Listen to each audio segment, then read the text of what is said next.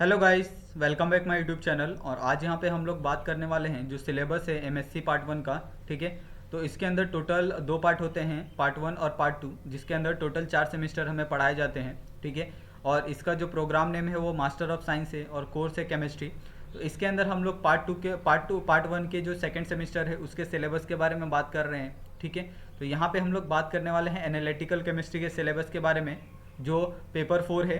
ठीक है, तो हम लोग डायरेक्ट वो पेपर फोर पे चलते हैं, देखते हैं कि हमें क्या क्या दिया गया है। तो यहाँ पे आप देख सकते हैं, ये हमारा सेमिस्टर टू है। ठीक है, और यहाँ पे आपको एनालिटिकल पेपर फोर दिख रहा है, एनालिटिकल केमिस्ट्री। तो इसके अंदर ये टोटल 4 क्रेडिट का है। ठीक है, तो ये 4 यूनिट के लिए आपको हर के लिए एक एक क्रेडिट दिया जाएगा। तो यहाँ पे आपको टोटल 4 यूनिट देखने के लिए मिलेंगे, और चारों यूनिट में कौन कौन से टॉपिक है देखते हैं।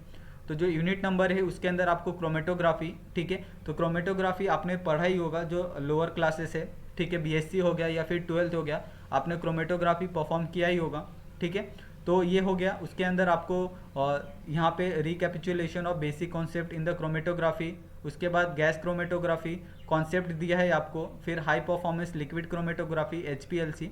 ठीक है, तो इस तरह से इसको पढ़ाने के लिए टोटल कितने लेक्चर, पहले के लिए 15 लेक्चर, सेकंड के लिए 2 लेक्चर, थर्ड के लिए यहाँ पे 5 लेक्चर, और थर्ड के लिए यहाँ पे 3 लेक्चर। तो ये लगभग कितना हो गया, 20 और 3 23 लेक्चर यहाँ पे टोटल आपको लगने वाले हैं। ठीक है, उसके बाद यहाँ पे आपको फोर्थ वाला दिया है, इसके लिए भी आपको 5 लेक्चर, तो 28 लेक्चर आपको यहाँ पे टोटल लगने वाले हैं।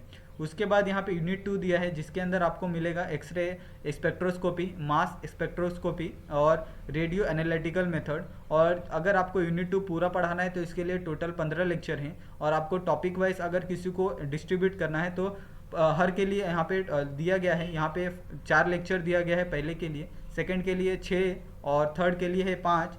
और उसी तरह से यहाँ पे यूनिट जो 3 है उसके अंदर आपको देखने मिलेगा सरफेस एनालिटिकल टेक्निक, जिसके लिए 9 लेक्चर मेंशन किया गया है। ठीक है, और 9 लेक्चर इसके लिए है, और पूरा यूनिट के लिए टोटल 15 लेक्चर यहाँ पे बोला गया है। ठीक है, तो अगर एक टीचर पढ़ाते हैं तो पूरा 15 लेक्चर में हो जाएगा। अगर ये दो टॉपिक को अलग अलग अलग टीचर को दिया गया तो यहाँ पे आपको उसके लिए भी उतना ही लेक्चर आपको यहाँ पे लगेगा। ठीक है, तो यहाँ पे आपको इंट्रोडक्शन देखने के लिए मिलेगा, scanning electron microscope, scanning tunnelling microscope, transmission electron microscope और इलेक्ट्रॉन स्पेक्ट्रोस्कोपी।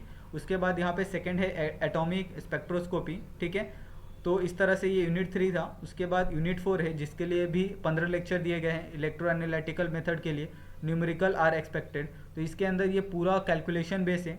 ठीक है, तो इसके लिए आपको अच्छे से ये प्रिपेयर करना होगा, क्योंकि इसमें थोड़ा बहुत आपको मैथ लगने वाला है, थोड़ा बहुत आपको ये लगने वाला है, कैलकुलेशन लगने वाला है। ठीक है, तो यहाँ पे आपको ionic selective potentiometer and the polarography, जिसके लिए 10 लेक्चर है, इलेक्ट्रोग्रेविमेट्री के लिए 3 लेक्चर है, और कोलोरोमीटर के लिए 2 लेक्चर है। तो इस तरह से यहाँ पे 4.1, 4.2 और 4.3 3 लेक्चर यहाँ पे दिए गए हैं, और टोटल यहाँ पे 15 लेक्चर आपको 15 लेक्चर इसके लिए पूरे टॉपिक के लिए, पूरे यूनिट के लिए दिया गया है। साथ में यहाँ पे आपको रेफरेंस दिया गया है, यानी ये सब बुक आप रेफर कर सकते हैं। यूनिट 1 के लिए यहाँ पे टोटल 4 रेफरेंस बुक दिए गए हैं। ठीक है, तो ये आप देख सकते हैं। तो मैं क्या करता हूँ, यहाँ पे एकदम धीरे धीरे इसको ऊपर करता हूँ ताकि आप अच्छे से नोट कर ले। ठीक है, तो ये यूनिट 1 है। उसके बाद आपको यूनिट 2 दिख रहा है, जिसके अंदर टोटल कितने हैं, 5 5 आ गए। ठीक है, 6 आ गए। उसके बाद 7 आ गया, 8 आ गया। उसके बाद 9 तो 9 टोटल कितने हैं, 9। ठीक है, तो टोटल यूनिट 1 के लिए कितने हैं, 4 है। यूनिट 3 के लिए टोटल 9 है। उसके बाद यूनिट 4 के लिए कितने हैं, टोटल 6 है। ठीक है, तो यूनिट 2 का आपको क्योंकि पूरा न्यूमेरिकल है, इसके लिए उसके बारे में कुछ दिया गया नहीं है।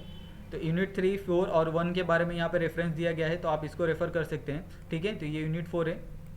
इसको मैं क्या करता हूँ, थोड़ा स्लो में दिखाता हूँ। ठीक है, ताकि आप अच्छे मेंशन कर सकें इसको। तो ये यहाँ पे टोटल 6। ठीक है, तो यहाँ पे टोटल आपको 6 दिख रहा है, 6 रेफरेंस बुक दिया गया है। और आप रेफरेंस कौन सा भी रेफ़र कर सकते हैं जो आपको अच्छा लगे, जो आपके लिए सूटेबल हो। ठीक है, उसके बाद यहाँ पे आपको जो प्रैक्टिकल है एनालिटिकल केमिस्ट्री का, तो एनालिटिकल केमिस्ट्री सेमेस्टर 2 का जो प्रैक्टिकल है यहाँ पे आपको दिख रहा है। इसके अंदर टोटल हम देखते हैं कितने प्रैक्टिकल हैं। तो टोटल यहाँ पे आपको 1 2 3 4 5 6 7 8 प्रैक्टिकल आपको दिए गए हैं। ठीक है, एनालिटिकल केमिस्ट्री में। तो ये ज़्यादातर केमिस्ट्री का जो प्रैक्टिकल होते हैं एनालिटिकल में, ये सब जो एनालिसिस वाले ही होते हैं, यानी आपको लैब में बैठ के जो टाइट्रेशन बेस होते हैं या फिर इंस्ट्रूमेंट बेस होते हैं उनके बारे में करना है, ठीक है। आपको ऑर्गेनिक इनऑर्गेनिक जैसा प्रैक्टिकल इसमें नहीं परफॉर्म करना होता है, ठीक है। तो यहाँ पे टोटल 8 दिए गए हैं और इसके लिए जो रेफरेंस है ये आप रेफ़र मत करो। और इसके लिए जो रेफरेंस यूज़ होंगे वो है हिमालय पब्लिकेशन का जो बुक आता है, हैंडबुक आता है पार्ट 1 का, आप उसे रेफ़र कर सकते हो, क्योंकि जो मुंबई यूनिवर्सिटी का जितना भी प्रैक्टिकल होता है उसके अंदर आपको सब प्रैक्टिकल मिल जाएगा, ठीक है। तो आज का वीडियो बस इतना ही। अगर वीडियो आपको अच्छा लगा हो तो वीडियो को लाइक करें, चैनल को सब्सक्राइब करें, और आप सभी का वीडियो देखने के लिए बहुत बहुत धन्यवाद। मिलते हैं नेक्स्ट वीडियो में।